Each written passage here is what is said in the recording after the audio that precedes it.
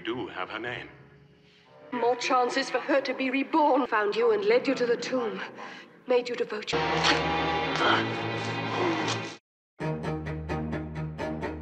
Halo guys, gimana kabarnya? Semoga sehat dan terus semangat ya. Kali ini Movie Crop bakal nyeritain film yang berjudul Blood from the Mummy's Tomb yang dirilis tahun 1971. Mengisahkan tentang seorang arkeolog yang pergi ke Mesir untuk mencari makam kuno. Gimana kisah lengkapnya? Langsung aja kita masuk ke plot filmnya guys.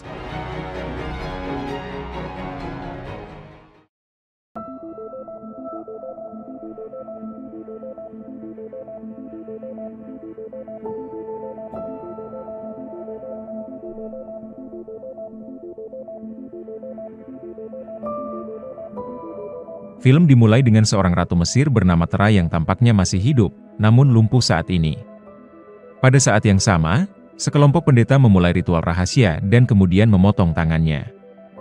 Mereka kemudian membuang tangan ratu ke serigala. Namun, tepat sebelum mereka melahap tangan itu, hewan-hewan itu mulai roboh dengan tenggorokan terpotong, sementara tangan dengan cincin rubi besar di atasnya merangkak pergi. Para pendeta akhirnya menyelesaikan ritual tersebut. Dan tak lama setelah mereka meninggalkan makam, badai pasir raksasa menyerang membunuh semua orang di sana secara seketika.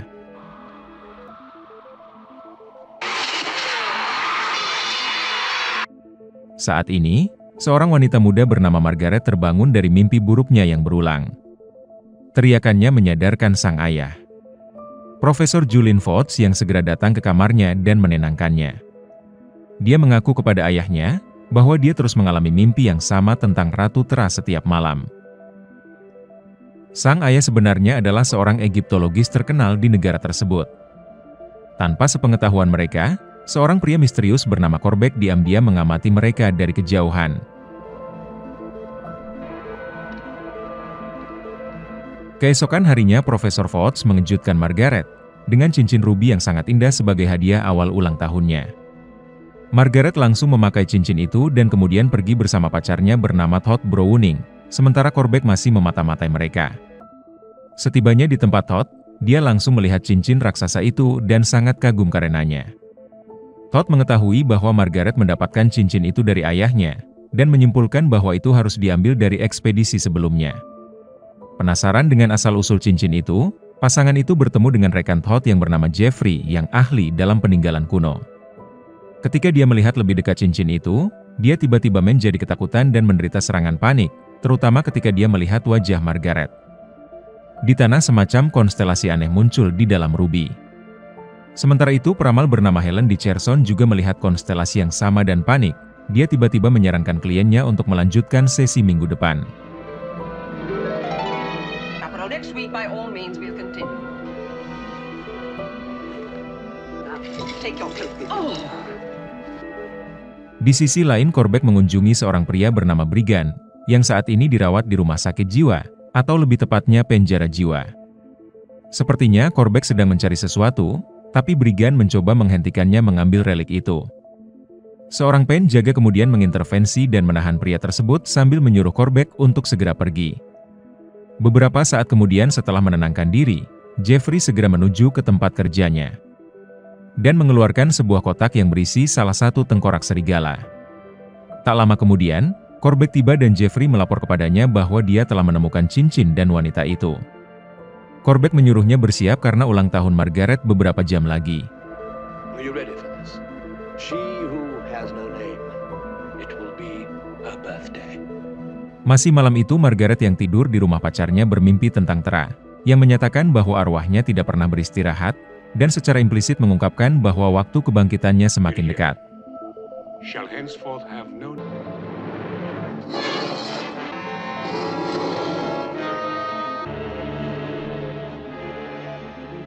We do have her name. Dia melanjutkan bahwa dia sengaja membimbing sekelompok arkeolog, yang dia tunjuk sebagai penjaga relik sucinya untuk menemukan makamnya. Dahulu kala, para arkeolog yang terdiri dari Profesor Fox muda, kemudian Todd, Corbett, Brigand dan Helen, menemukan peninggalan purbakala ratu dan sebuah peti mati berisi jasad Ratu Tera yang terawatkan dengan baik. Mereka juga menemukan potongan tangan ratu dan memutuskan untuk mengambil semua barang itu. Pada saat para arkeolog menemukan mayat tersebut, istri Profesor Fudge melahirkan Margaret, namun nyawanya tidak dapat diselamatkan. Kembali ke masa sekarang, Margaret terbangun dan merasakan ada yang tidak beres, jadi dia memakai pakaiannya dan memutuskan untuk pulang. Sementara itu, Profesor Fudge pergi ke ruang bawah tanah, tempat dia membuat replika makam dan menyimpan tubuh ratu di dalamnya. Pasangan itu tiba di rumah Margaret dan tiba-tiba terdengar teriakan. Mereka masuk ke ruang bawah tanah dan menemukan Fudge terluka parah di leher. Todd segera menghubungi dokter pribadi Fudge. Margaret menyarankan agar mereka menelpon polisi. Tetapi dokter tidak mengizinkannya dan mengatakan bahwa itu adalah instruksi ayahnya.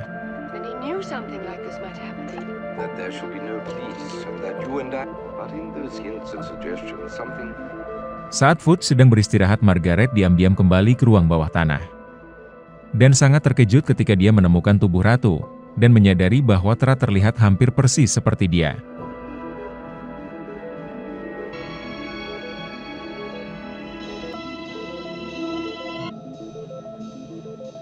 Tidak lama kemudian, Corbett muncul entah dari mana dan memperkenalkan dirinya pada Margaret.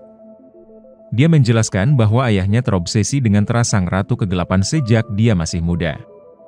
Terkesan dengan dedikasi ayahnya di dunia Egiptologi, Corbett membantunya dengan membentuk tim untuk menggeledah makam. Dia masih heran bagaimana kebetulan Margaret lahir dengan wajah ratu. Dan pada hari yang sama ketika ayahnya menemukan tubuh ratu, Corbett percaya bahwa kekuatan Tra adalah astral dan berbahaya. Sehingga mereka harus menemukan cara untuk menyatukan kembali Tra dengan jiwanya sebelum terlambat. Dia kemudian memerintahkan Margaret dan Todd untuk mengumpulkan kembali anggota tim ekspedisi. Berharap mereka dapat mengumpulkan semua peninggalan yang disimpan oleh para arkeolog lainnya.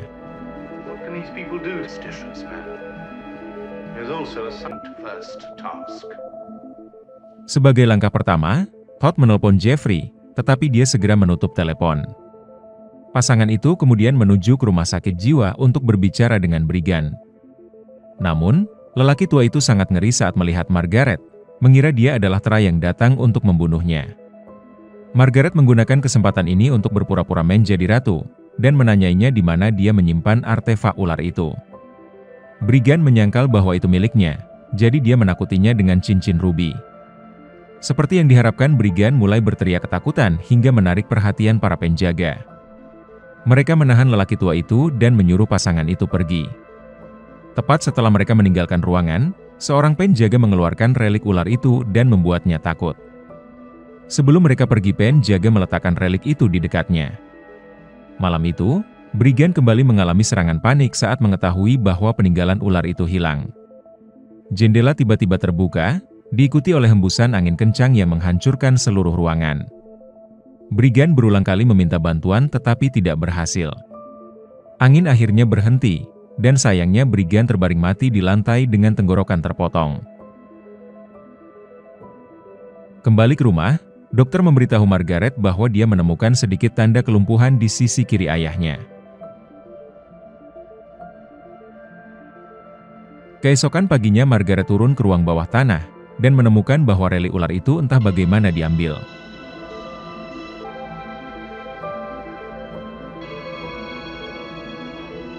Fudge akhirnya terbangun dari komanya, dan mengungkapkan kepada putrinya bahwa dia sengaja memberinya cincin untuk perlindungan.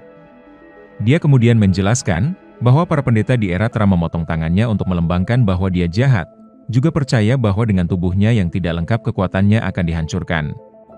Berpikir bahwa ayahnya masih menyembunyikan sesuatu, Margaret memberitahu dia bahwa Brigand telah meninggal, dan dia telah bekerja dengan Corbett untuk menyelesaikan masalah ini. Profesor Mann jadi khawatir dan menyuruh putrinya menjauh dari Corbett. Namun Margaret mengabaikannya dan segera mengunjungi rumah Corbett.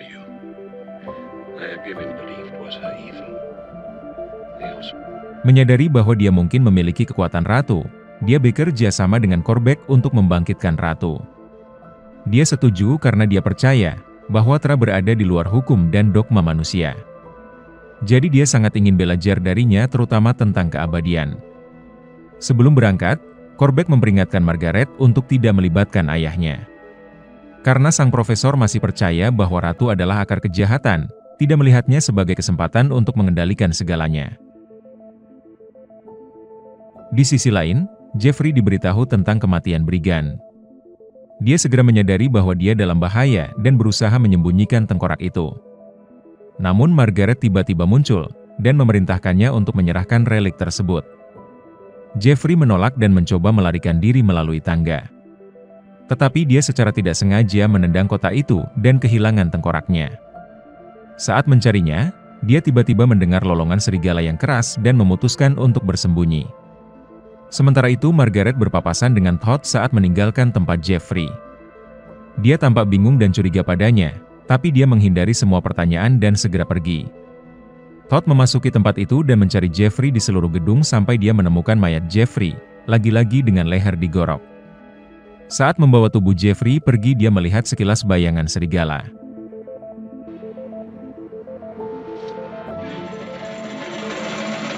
Sementara itu di ruang bawah tanah, Corbett dan Margaret menyadari bahwa relik tersebut secara ajaib akan kembali ke makam, setelah orang yang memegangnya meninggal.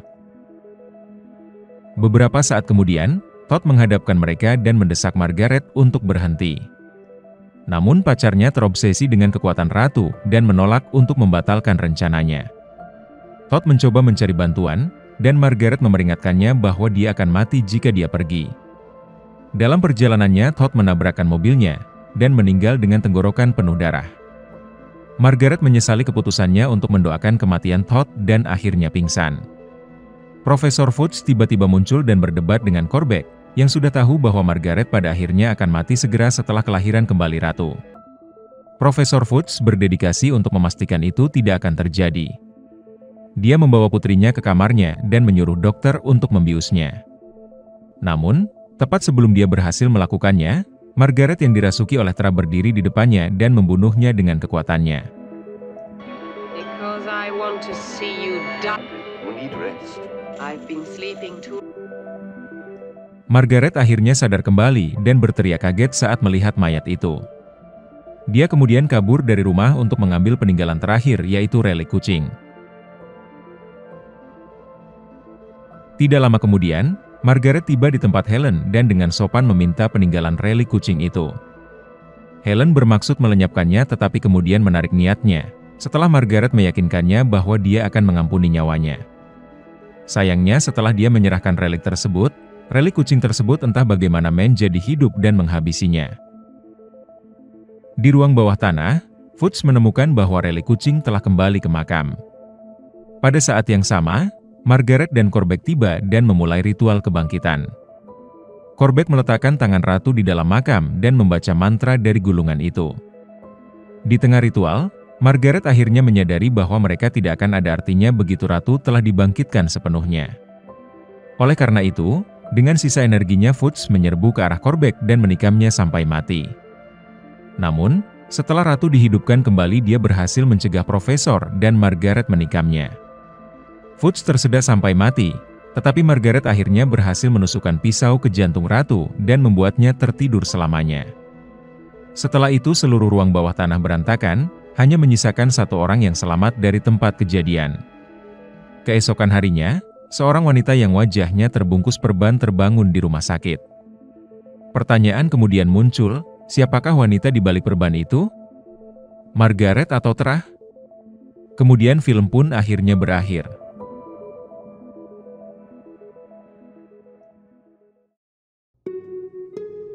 Itulah rangkuman film Blood from the Mummy's Tomb guys. Jika kalian suka sama videonya like, komen dan subscribe ya. Sampai jumpa di video selanjutnya guys.